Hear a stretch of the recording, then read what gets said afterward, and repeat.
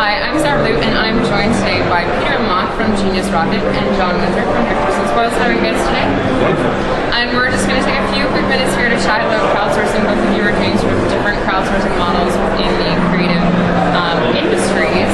So Peter, let's just start with you. Tell us about GeniusRocket and GeniusRocket Select. Sure, so GeniusRocket.com and GeniusRocket Select, which are two divisions of GeniusRocket. GeniusRocket.com is open crowdsourcing, video, copywriting, graphic design, created really with video being our bread and butter, and that's really been where we've planted the stake in the ground.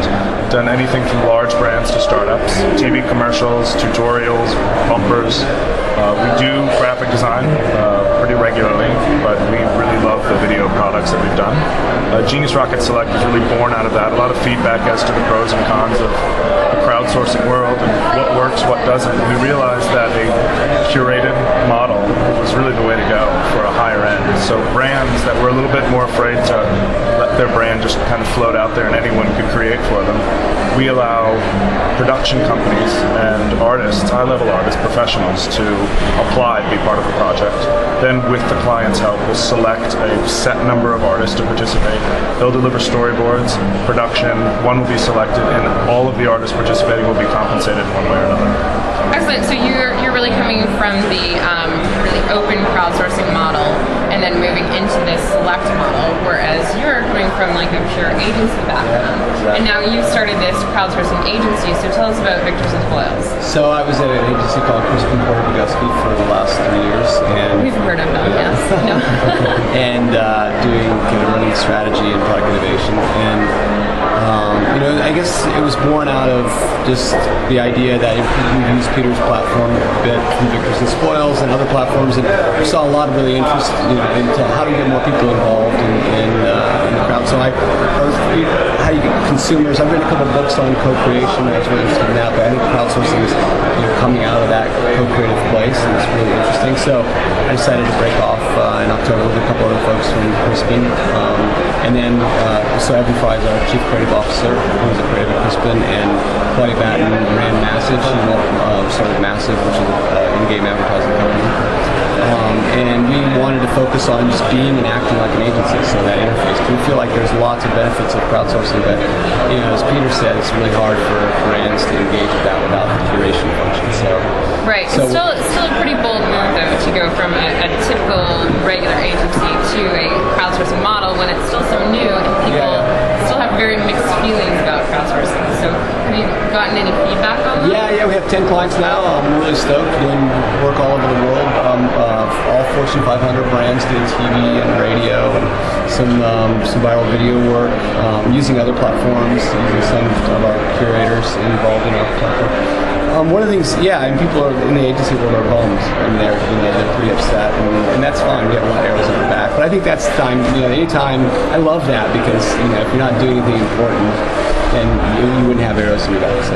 So where do you think crowdsourcing will go next? Like, definitely, I think it's shifted from only creatives having a very negative view of it to people sort of really accepting it, right? Because it's fairly mainstream. I mean, Pepsi refreshes here, and that's a pretty big campaign for them. Right. I mean, crowdsourcing as a term, and you and I have talked about this, it's a huge catch-all. I mean, everything from people asking for what they should have for lunch on Twitter is called crowdsourcing to the Doritos ad campaign. So, I mean, for us, we believe, and John and I haven't talked about this yet, but we're getting ready to essentially close down our community to make it application-based.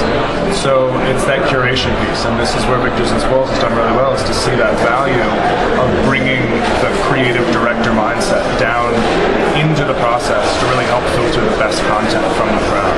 And we believe in a curated community as well as the curated crowdsourcing. And it's a term that even today at South by Southwest, everyone's saying it's the BS term of 2010 is curated. But it's true. I mean, whether it's managing or creative simply filtering, however it is, bringing that expertise into the crowd is really an important piece of the function, and that's where I think, and I personally believe that crowdsourcing is evolving into, and that's where they are. Right, but still involving the crowd in that, they have the ideas. Yeah. I think what's interesting is like everybody poo-poos the whole like curator role, but that's what agencies are built on, the whole creative direction, right? It's like they have a bunch of ideas and somebody has to curate that down to one idea to present, or a few ideas to present to the brand that can move the brand forward and make sure it's on brand, on strategy, and it's also creative. So, and I think that one of the things I've been talking to a lot of folks about lately is that this idea that it's much, much bigger than crowdsourcing. People get hung up on words, and I'm not even sure if I like the word crowdsourcing, but I think, yeah. We were talking about that earlier. Yeah, totally, right? So I think what I see is that we're moving from a world of scarcity to a world of abundance. And in the world of scarcity, it was all about command and control. It was like, I have all the toys, I have the best creatives, I have the best strategists. They're in my house.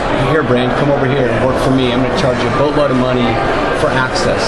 So in a 1,000-person agency, there might be 50 people that really, that creatives, that brands want to connect with. The 950 people blocking and making sure that they're not, accessible and charging a lot of money. I think one of the things that happens in the world of abundance is that the paradigm totally shifts. That it's much more of an encouragement and collaborative role, right? So instead of command and control, it's encouragement and collaboration. And you don't have those 950 people being kind of blocks or being between the creative or the strategist and the brand. Those just all get disintermediated. Excellent. And I do think, to John's point, it's tough to have that collaboration when it's that open crowd of 200,000 people.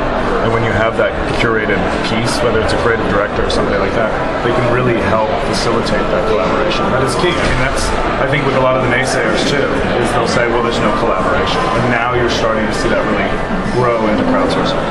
Excellent. Somebody just connecting the dots and facilitating all of it. That's good, for sure. Okay, well, I'm Sarah Blue. I've been here with Peter Lamotte from GeniusRocket and John Winsor from Victors and Spoils. Thank you.